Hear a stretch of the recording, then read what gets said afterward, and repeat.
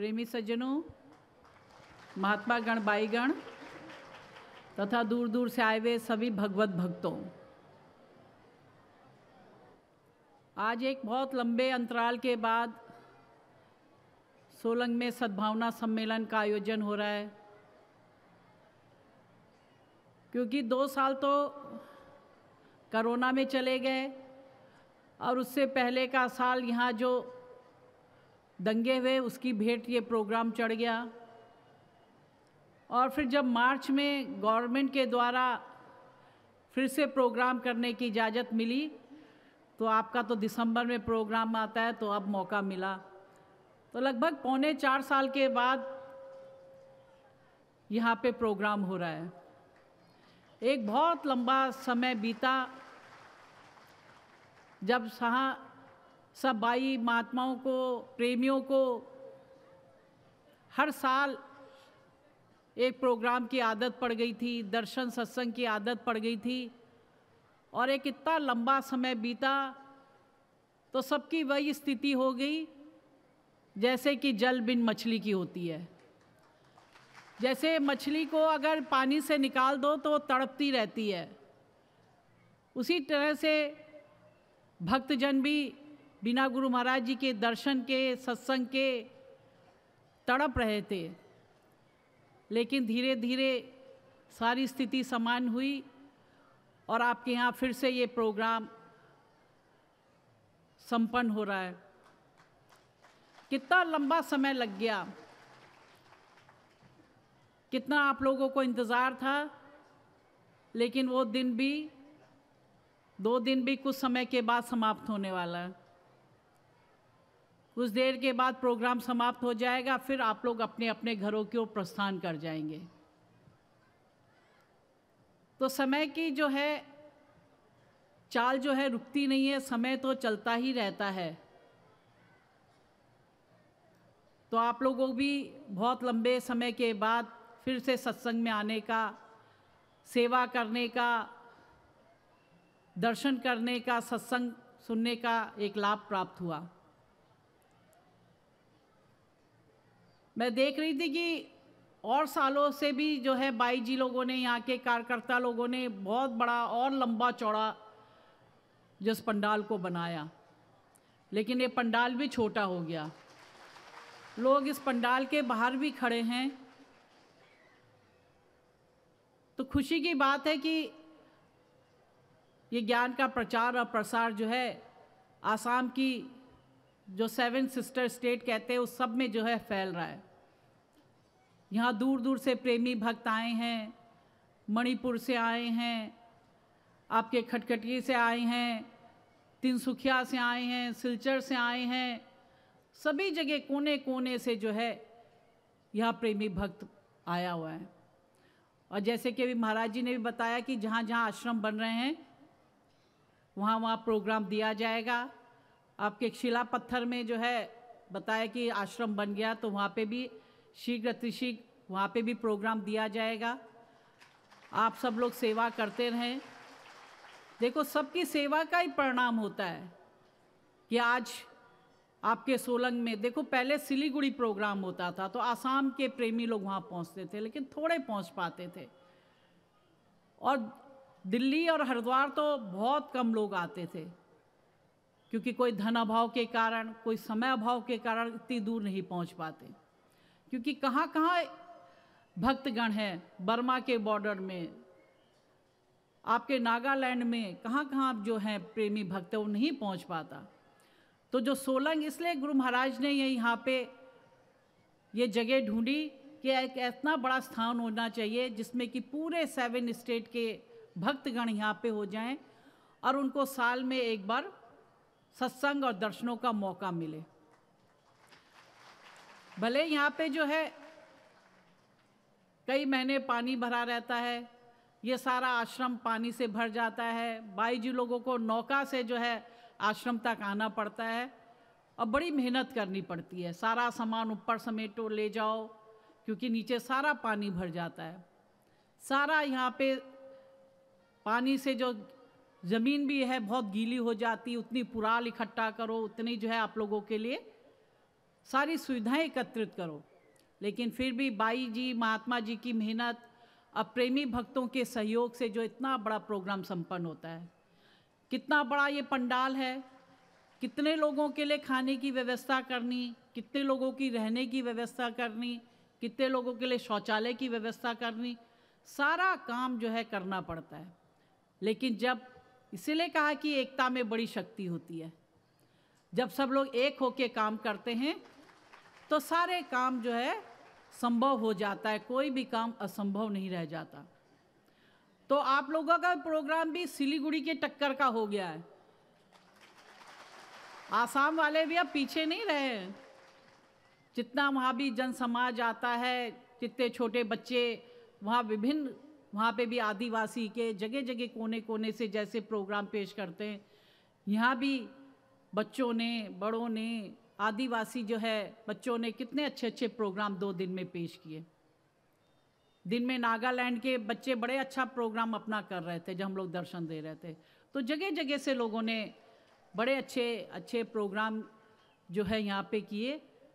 तो छोटे छोटे बच्चों में जो संस्कार हैं वो तभी पड़ते हैं कि जब हम अच्छी जगह पे आते हैं। गुरु महाराज जी का एक ध्येय, एक उद्देश्य यही है कि कोने कोने में हमारे भारत देश के सीमांत सीमांत के दूरस्थ दूरस्थ भी जो गांव हैं, शहर है, उनमें प्रचार फैले, जिससे कि वहाँ के लोग भी इस अध्यात्म को जानें, इस ज्ञान को जानें, इस ज्ञान को अपने जीवन में उतारें और अपने जीवन को सफल बनाएं। देखो, हम जीवन में कितनी चीज़ों को जुटा लेंगे, लेकिन जो है उससे हम अपने जीवन का कल्याण नहीं कर सकते।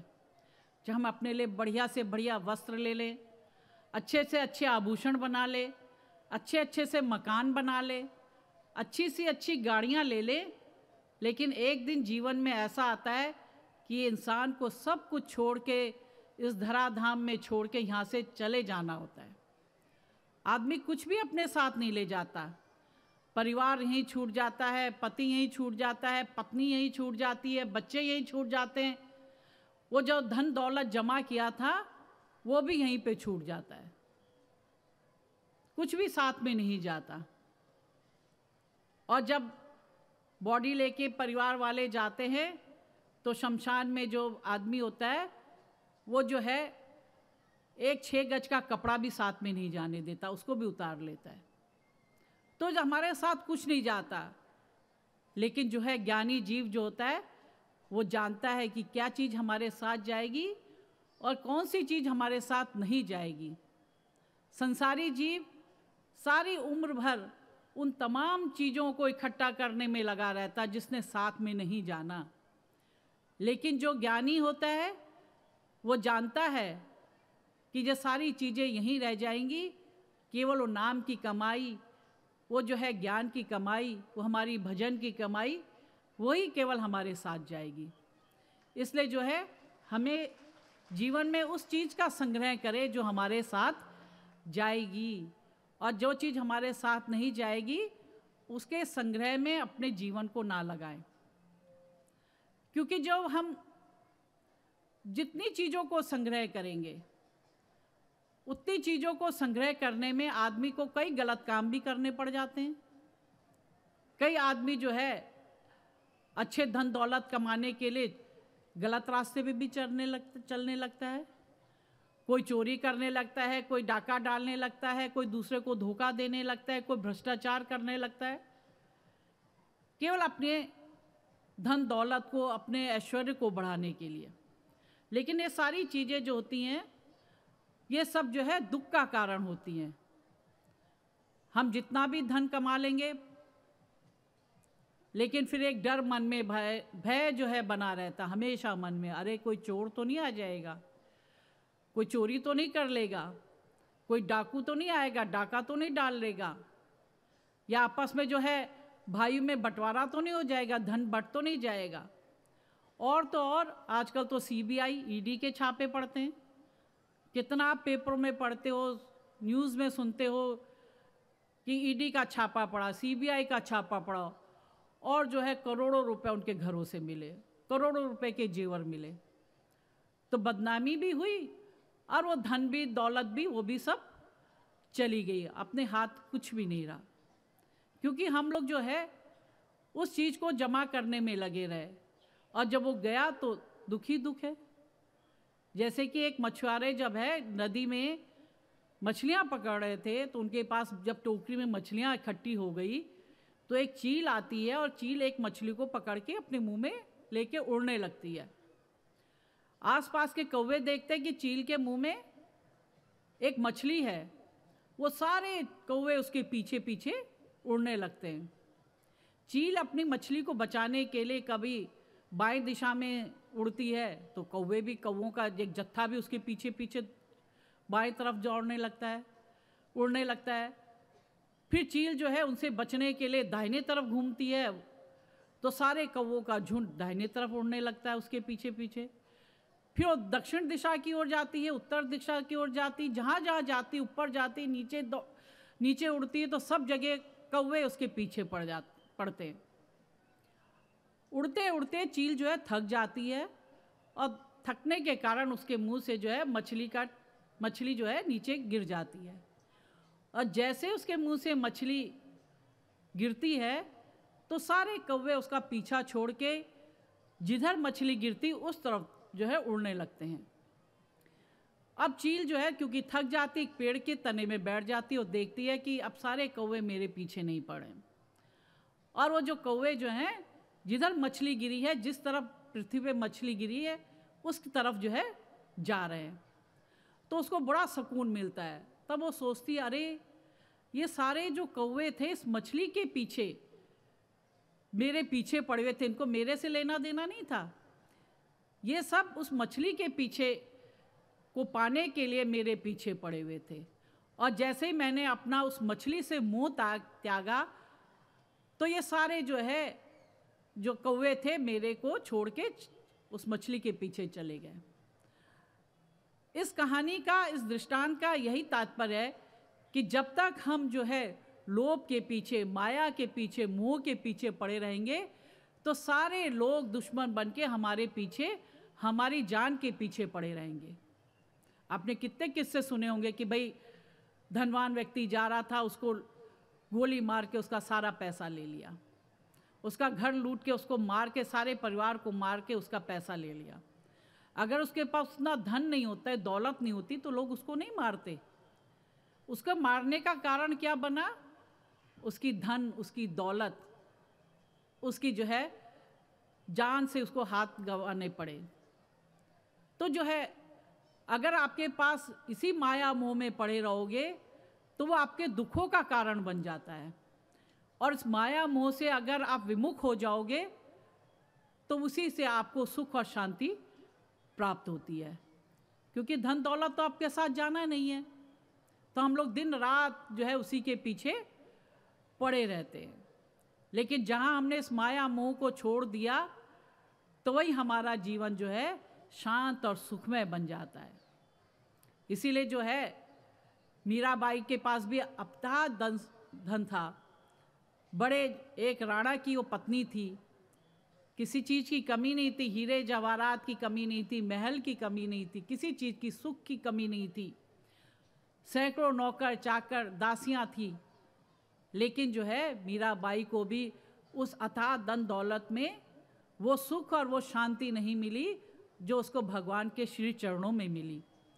और उसने सारा वो महल, वो धन दौलत सब कुछ अपना त्याग करके वो प्रभु के कृष्ण में की भक्ति में समा गई। और मीरा आज सैकड़ों वर्ष बीत जाने के बाद भी आज मीरा के भजनों को गाया जाता है, मीरा के पदों को गाया जाता है। इसी तरह से भगवान बुद्ध भी जब वो सिद्धार्थ थे तो उनको जो है किसी चीज़ की नहीं कमी थी। एक बहुत बड़े राज्य के राजकुमार थे, पत्नी थी, सुंदर पुत्र था, सब कुछ था। लेकिन समय में रहते रहते, समाज में रहते रहते जब उन्होंने देखा कि कैसे दुख, कैसे दरिद्रता, कैसे जो है मृत्यु, ये सब हमारे जीवन को जो है समाप्त कर देती हो, ये तब उनको रियलाइज़ हुआ, उनको अनुभव हुआ कि सारी धन दौलत, ये राजमहल, ये परिवार, ये सब साथ नहीं जाएगा। तो ज्ञान की खोज में निकल पड़े, और ज्ञान की खोज में निकल के जब उन्होंने साधना की, तपस्या करी, तो उनको ज्ञान की प्राप्ति हुई। तो आज देखो भगवान बुद्ध के जो है मंदिर आपको भारत देश में नहीं बल्कि विदेशों में भी, चाहे इंडोनेशिया हो, थाईलैंड हो, बर्मा हो, सब जगह उनके मंदिर, उनकी शिक्षाएं जो है वहाँ पे मिलेंगी, उनके शिष्य उधर मिलेंगे। अगर एक राजकुमार बन के रहते तो अपने ही राज्य में हो जाने जाते, लेकिन जब वो ज्ञानवान हो गए, ज्ञान को प्राप्त कर लिया, साधु बन गए, भिक्षुक बन गए, तो सारे संसार में उनका नाम, आज तक भी उनका नाम है और उनकी शिक्षाएं को लोग धारण करके अपने जीवन को सुधारते हैं। तो ऐसे ही हमें भी अपने जीवन में जो है गुरु महाराज की जो ज्ञान है उस ज्ञान को अपने जीवन में समाहित करना है। उनके ज्ञान के प्रचार और प्रसार को हमें आगे बढ़ाना है। देखो पहले यहाँ आसाम में बहुत कम प्रचार था, लेकिन धीरे धीरे बाई जी, महात्मा जी की मेहनत और गुरु महाराज जी की मेहनत रंग लाई और आज पूरे आसाम में 7 स्टेट में कितना ज्ञान का प्रचार और प्रसार बढ़ता जा रहा है। यहाँ पे जो अथाह भक्त समाज आया है वो इसी बात का जो है प्रमाण है। इसलिए हमें भी माया मोह के पीछे ना रह के, काम क्रोध के पीछे ना रह के, हमें भी उस ज्ञान का, गुरु महाराज जी ने जो ज्ञान दिया उस ज्ञान का अनुसरण करना है, उस ज्ञान का अनुकरण करना है और जो गुरु महाराज की शिक्षाएं हैं उन शिक्षाओं पे हमें चलना है। हम सत्य के मार्ग में चलेंगे तो भले ही हमें जीवन में हमें थोड़ी कठिनाई होगी, हमें थोड़ा कष्ट होगा, हमें थोड़ा दुख होगा, लेकिन जो है सत्य का मार्ग अंत तक जो चलता है और अंत में जाके हम उस परम धाम में पहुंच पाते हैं। हम सत्य के मार्ग में नहीं चलेंगे, हम जो है शॉर्टकट को अपनाएंगे या गलत रास्ते को अपनाएंगे तो थोड़े समय के लिए भले आपको सुख मिल सकता है, थोड़े समय के लिए आपको धन की प्राप्ति हो सकती है, थोड़े समय के लिए आपको ऐश्वर्य मिल सकता है, लेकिन अंत समय तक आपके साथ नहीं जाएगा। इसलिए माया को छोड़ के माया से विमुख बनो। तभी तो जो है नारद मुनि को भी एक बार ऐसा ही, उनकी भी बड़ी इच्छा हुई कि भाई जो है माया कैसी होती, माया का दीदार मैं भी करूं, माया को मैं भी पाऊं। तो एक बार भगवान विष्णु से कहने लगे कि भाई भगवान आपने मुझे सब कुछ दिखा दिया, आपका लोक भी मैंने देख लिया, भूलोक भी देख लिया, सब कुछ मैंने देखा, लेकिन आपकी जो है माया कैसी है इसको भी मैं देखना चाहता हूँ। पहले भगवान विष्णु ने उन्हें बड़ा समझाया कि तुम माया के चक्कर में मत फंस, लेकिन नारद मुनि जो थे उनके सिर में एक ही धुन सवार थी कि नहीं, मैं माया को भी मैं पाना चाहता हूँ, माया को भी मैं देखना चाहता हूँ। तो भगवान विष्णु ने सोचा कि अब ऐसा नहीं मारने वाला नारद, इसको जो है माया का एक बार मजा चखाई देना चाहिए। तो कहते ठीक है नारद, तथास्तु कह के उसको कहते ठीक है मैं तुझे माया के दर्शन कराऊंगा। अब जो है भगवान विष्णु नारद को लेके जो है अपने साथ भ्रमण पे निकलते हैं। निकलते निकलते काफ़ी समय हो जाता है तो भगवान विष्णु कहते हैं कि भाई नारद मुझे बहुत प्यास लगी है, जाओ मेरे लिए तुम पानी से पानी ढूंढ के ले आओ। नारद मुनि जाते हैं, थोड़ी दूर जाके आगे देखते हैं तो उनको एक नदी दिखाई देती है। तो कहते चलो मैं नदी से पानी लाता हूँ, भगवान को पानी पिला देता हूँ। जब वो नदी के पास गए तो देखा नदी के किनारे एक बहुत सुंदर युवती वहाँ बैठी हुई है। नारद मुनि जो है उसकी सुंदरता पे इतने मोहित हो जाते हैं कि उसके पास पहुँचते हैं, उससे जो है वार्तालाप करते हैं और वार्तालाप करते करते उसके प्यार में जो है इतने मोहित हो जाते हैं कि उस युवती से शादी का जो है प्रस्ताव रख देते हैं। वो युवती भी मान जाती है। नारद मुनि जो है युवती से विवाह करके अपनी कुटिया बना के रहने लग गए। कुछ साल बाद उनके एक बच्चा, 2 बच्चे, कई बच्चे पैदा हो गए। अब वो अपनी घर गृहस्थी में रमे हुए थे। कुछ साल के बाद उस शहर में जो है एक बीमारी प्रकोप आता है। जैसे कि आप लोग अभी भारत देश के पूरे विश्व में भी जिससे कोरोना आया था, ऐसे वहाँ पे भी ऐसी टाइप की कोई बीमारी आ गई। पहले तो प्लेग, हैजा, कितनी बीमारियाँ होती थी, इनके टीके नहीं होते तो कितने लोग जो है, अगर गांव में किसी को प्लेग, हैजा हो जाता तो उस गांव वाले को ही गांव से बाहर कर देते थे कि भाई और गांव में ना फैले और लोग ना मर जाए। लेकिन धीरे धीरे जैसे दवाइयों का आविष्कार हुआ तो प्लेग और हैजा में इन सब में कंट्रोल हो गया। तो ऐसे वहाँ पे भी एक बीमारी आई, उस बीमारी से सब लोग मरने लग गए। नारद मुनि भी कहते कि भाई ये बीमारी आ गई है, ये कहीं मेरे बच्चों पे ना आ जाए, तो मुझको भी यहाँ से इस शहर को छोड़ के दूसरे शहर जाना पड़ेगा। अपनी पत्नी से कहते कि बीमारी ने बहुत प्रलय रूप ले लिया है, अब हमारा यही है कि अगर हमें अपने को बचाना है तो हम इस शहर को छोड़ के दूसरे शहर जाए। पत्नी कहती जैसी आपकी आज्ञा। वो अपना सामान बांधते पोटली में और बच्चों को लेके निकल पड़ते हैं। दूसरे शहर जाने में नदी पड़ती थी, नदी को पार कर रहे होते हैं तो जो है नदी का इतना बड़ा वेग आता है कि उसमें एक एक करके उनके सारे बच्चे बह जाते हैं और उन साथ साथ उनकी पत्नी भी बह जाती है। अब नारद मुनि देखते हैं कि पत्नी भी चली गई, बच्चे भी चले गए, जो सब कुछ घर में धन दौलत थी वो भी पोटली में बंधी थी वो भी बह गई, सब कुछ चला गया। तो विलाप करने लगे, जोर जोर से क्रंदन करने लगे, रोने लगे अपनी पत्नी के लिए, अपने बच्चों के लिए, उस धन दौलत के लिए। इतनी जोर जोर से रोने लगे कि भगवान विष्णु ने उनको उठाया और कहा, नारद तुम क्यों इतना प्रलाप कर रहे हो, क्यों इतना क्रंदन कर रहे हो? मैंने तो तुम्हें पानी लेने भेजा था, तुम पानी तो लेके नहीं आए, लेकिन इतनी जोर जोर से क्यों रो रहे हो, क्यों विलाप कर रहे हो, क्या हुआ? तब जो है नारद मुनि होश में आते हैं और कहते हैं कि अरे ये सब मैं जो क्या देख रहा था, जो मैं माया में इतना फंसा हुआ था, ये जो मैंने भगवान विष्णु से मांगा था कि मुझे माया के दर्शन करा दो, ये भगवान ने मुझे माया का दर्शन कराए। और तब उन्हें पता चला कि माया तो कितनी बड़ी ठगनी है। और वो भगवान विष्णु के चरणों में लेट जाते हैं कि भगवान आपने मुझे बचा लिया, और नहीं तो मैं तो मेरा तो सारा जो जीवन था समाप्त हो जाता। तो इसलिए माया के चक्कर में पड़ोगे तो माया तो इसी प्रकार से आपको ठग लेती है और फिर आदमी के हाथों में, इसके जीवन में कुछ नहीं बचता। हम भी देखते हैं समाज में कितने लोग होते हैं, दरबार में आते हैं, दरबार में आए, थोड़े दिन जो है सेवा करी, फिर बाद में मन विचलित हुआ, इधर भागे उधर भागे और माया के जंजाल में फंस के अपने जीवन को बर्बाद कर देते हैं। फिर जब जीवन बर्बाद होता है तब कहते हैं अरे हमने क्यों शादी करी होगी, हमें तो इतना अच्छा रास्ता पता था, सारा रास्ता जो अच्छा रास्ता मिला था उसे तो छोड़ दिया, और जो माया के रास्ते में चल पड़े तो बाद में तो हाथ पछताते ही रह जाओगे, फिर तो कुछ होता नहीं है। फिर आदमी उसी माया जाल में, उस संसार के मायावी जाल में फंस के, उसी माया रूपी दलदल में फंस के अपने जीवन को समाप्त कर लेता है। और फिर व्यक्ति जो है इसी प्रकार 84 लाख योनि में भटकता रह जाता है। कभी वो जो है जानवर की योनि को प्राप्त होगा, कभी वो पक्षियों की योनि को प्राप्त होगा, कभी कीड़े मकोड़ों की योनियों को प्राप्त होगा, और इसी प्रकार से अनेक योनियों को पैदा करते करते बार बार जन्म लेता है, बार बार जठराग्नि में तपता है और बार बार मृत्यु के दुख को झेलता है। लेकिन आप जब माया मोह से विमुख रहेंगे, आप लोग ज्ञान के रास्ते पे चलेंगे, तो आप लोग जो है सीधे उस परम धाम में पहुंचेंगे, जिस धाम में जाके फिर व्यक्ति वापस नहीं लौटता।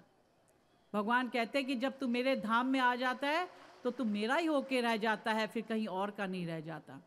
इसलिए अगर आप चाहते हैं कि हम भी इस लक 84 से बचे रहें, इस माया मोह से बचे रहें, तो गुरु महाराज का जो दिया हुआ रास्ता है, ज्ञान का रास्ता है, प्रकाश का रास्ता है, उस ज्ञान और प्रकाश के रास्ते में चल के अपने इस लोक को भी तारें और परलोक को भी तारें।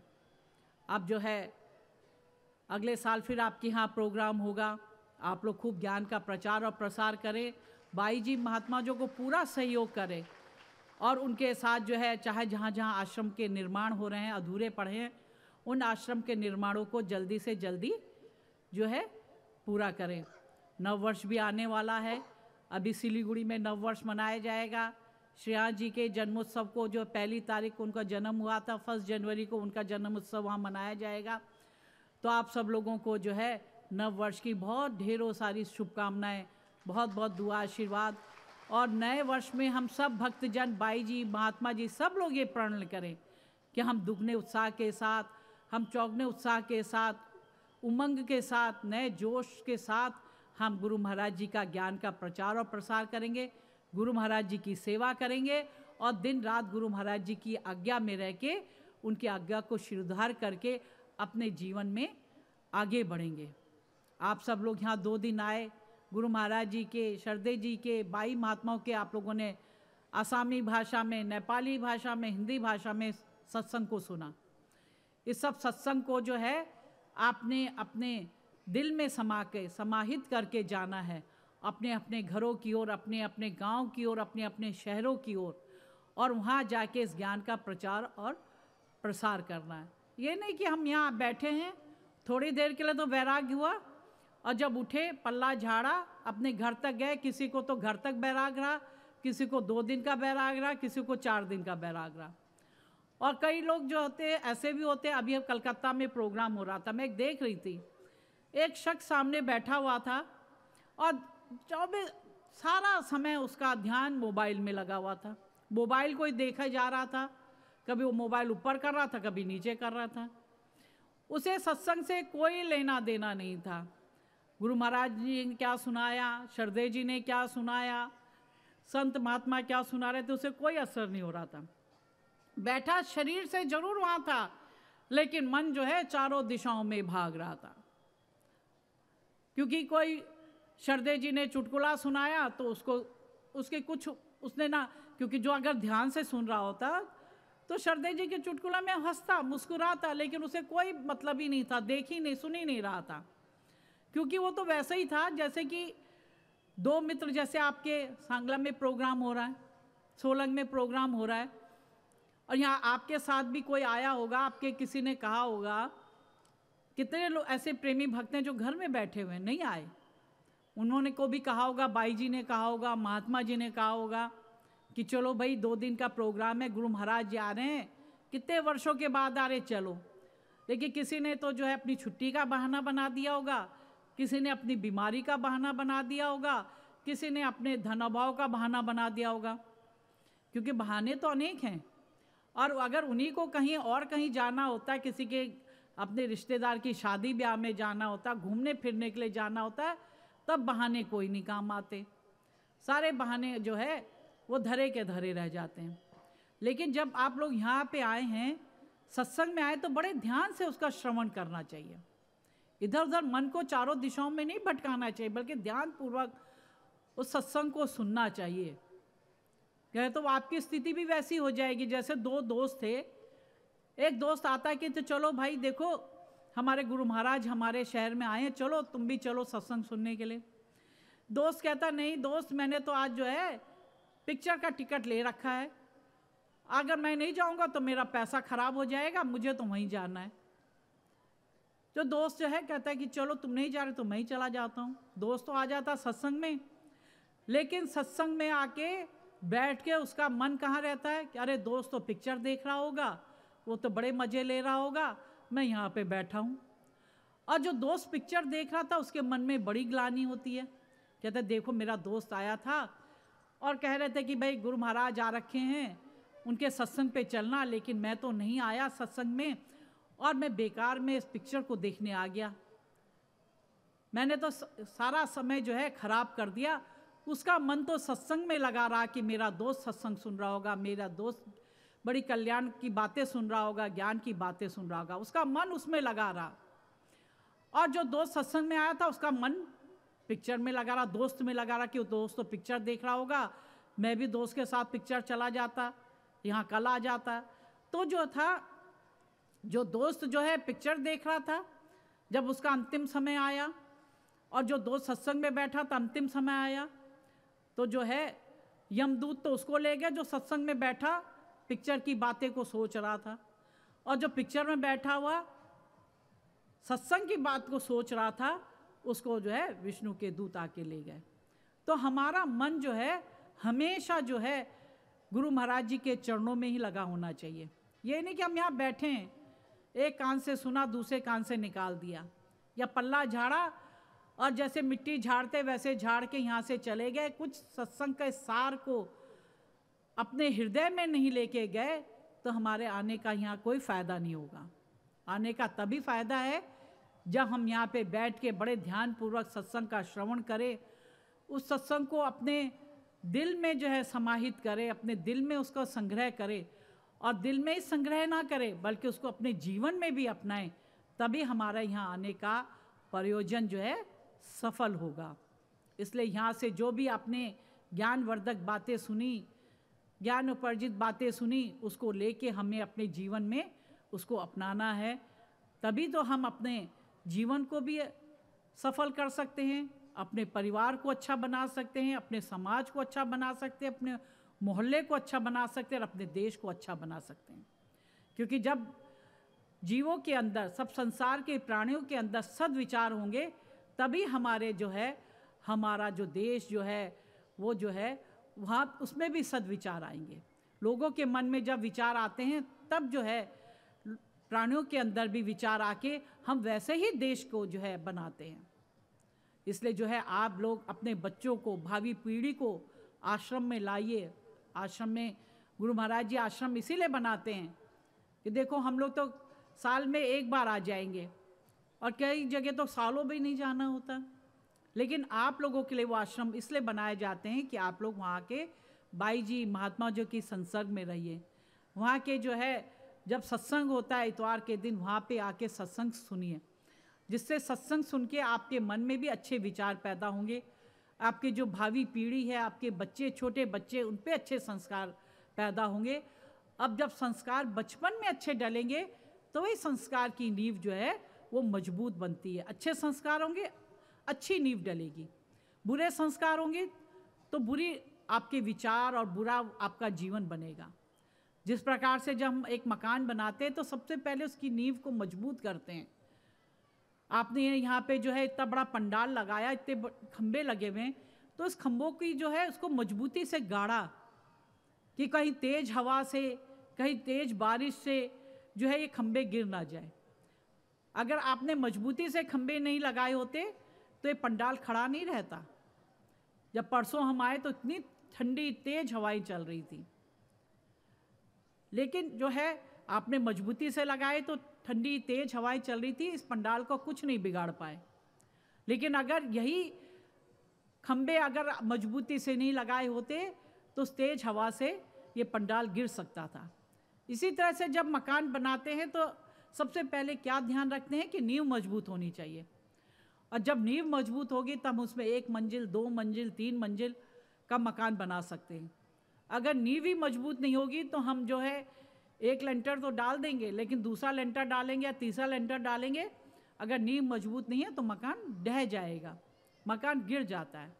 इसी तरह से हमें भी अपने बच्चों के अंदर अच्छे संस्कार पैदा करने हैं, अच्छे भाव पैदा करने हैं, अच्छी शिक्षाएं देनी हैं, जिससे हम भी एक अच्छे भारतवर्ष का निर्माण कर सकें।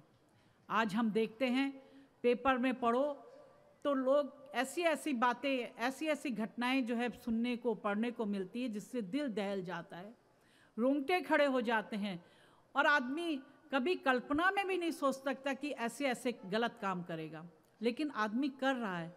क्यों कर रहा है? क्योंकि वह अध्यात्म से दूर होता जा रहा है और भौतिकवाद में फंसता जा रहा है। इसलिए जब हम अध्यात्म से दूर होंगे तो बुरे विचार, कुविचार हमारे अंदर पैदा होंगे, और अगर हम अध्यात्म से जुड़े रहेंगे तो हमारे अंदर भी सुविचार, अच्छी भावनाएं हमारे अंदर पैदा होंगे, और अपना एक स्वस्थ समाज का, एक स्वस्थ देश का हम निर्माण कर सकते हैं। इसलिए आइए हम अपने स्वस्थ देश का निर्माण करें और अध्यात्म से जुड़ के गुरु महाराज जी के चरणों में रह के हम जो है अपने जीवन को भी तारें, अपने परिवार के जीवन का भी कल्याण करें और उस परम धाम को प्राप्त करें।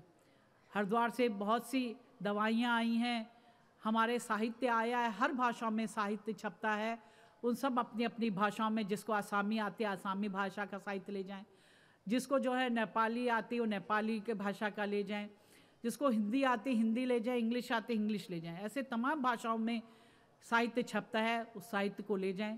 जब भी समय मिलता है, खाली समय मिलता है, मोबाइल को मत देखिए, साहित्य को पढ़िए, गुरु महाराज जी के सत्संग को सुनिए, सीडी ले जाएं, सत्संग को सुने।